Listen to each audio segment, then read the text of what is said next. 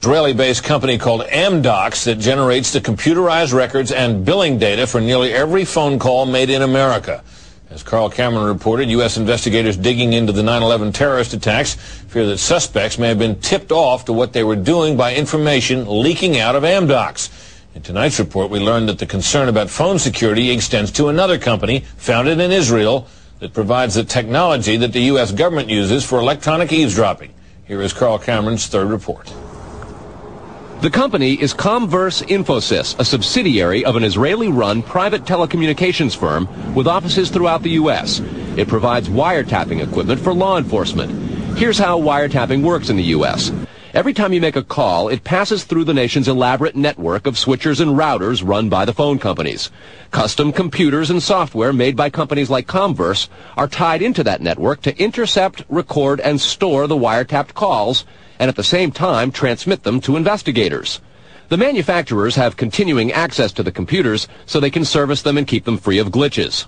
This process was authorized by the 1994 Communications Assistance for Law Enforcement Act, or CALEA. Senior government officials have now told Fox News that while CALEA made wiretapping easier, it has led to a system that is seriously vulnerable to compromise and may have undermined the whole wiretapping system. Indeed, Fox News has learned that Attorney General John Ashcroft and FBI Director Robert Mueller were both warned October 18th in a hand-delivered letter from 15 local, state, and federal law enforcement officials who complained that, quote, law enforcement's current electronic surveillance capabilities are less effective today than they were at the time CALEA was enacted.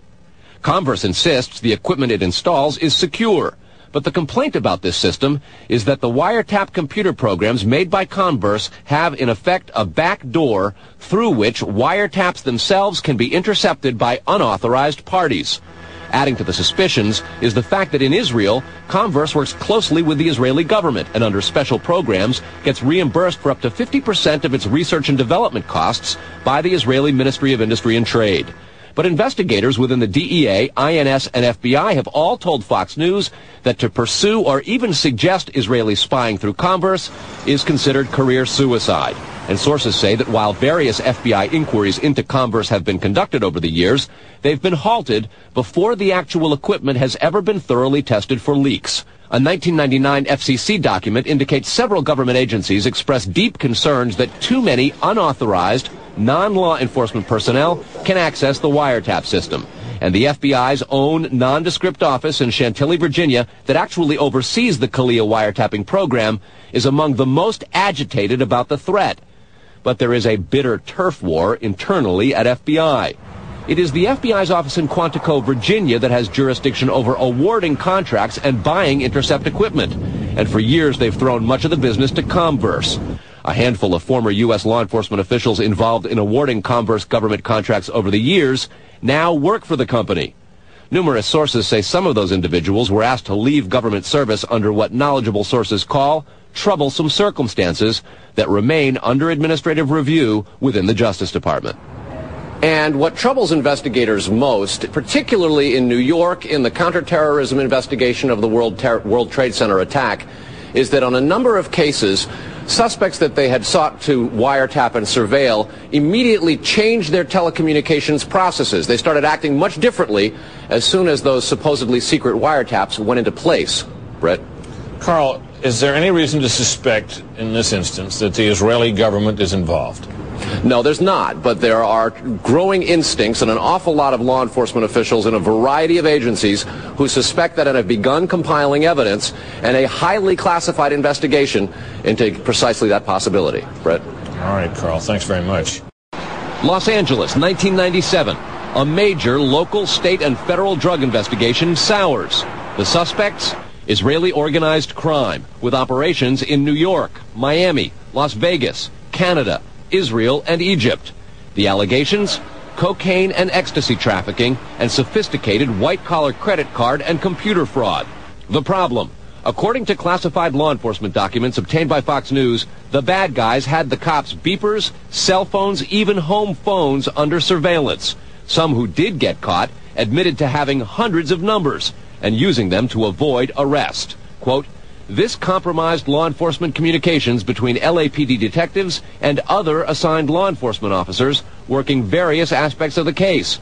The organization discovered communications between Organized Crime Intelligence Division detectives, the FBI, and the Secret Service. Shock spread from the DEA to the FBI in Washington and then the CIA.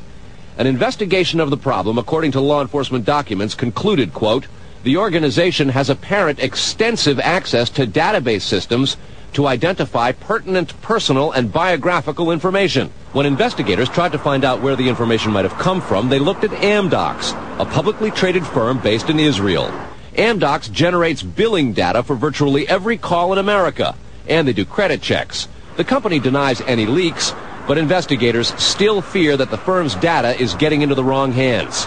When investigators checked their own wiretapping system for leaks, they grew concerned about potential vulnerabilities in the computers that intercept, record, and store the wiretapped calls.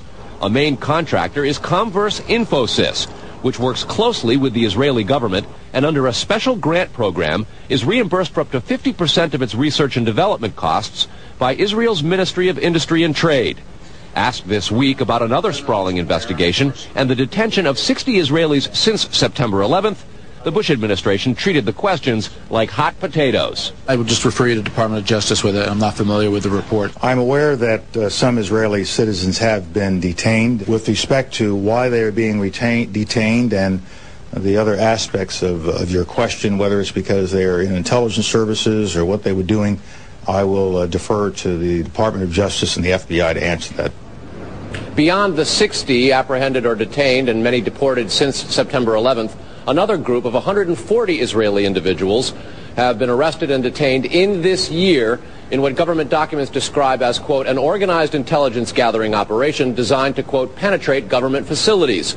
Most of those individuals said they had served in the Israeli military, which is compulsory there, but they also had, most of them, intelligence expertise and either worked for Amdocs or other companies in Israel that specialize in wiretapping. Earlier this week, the Israeli embassy here in Washington denied any spying against or in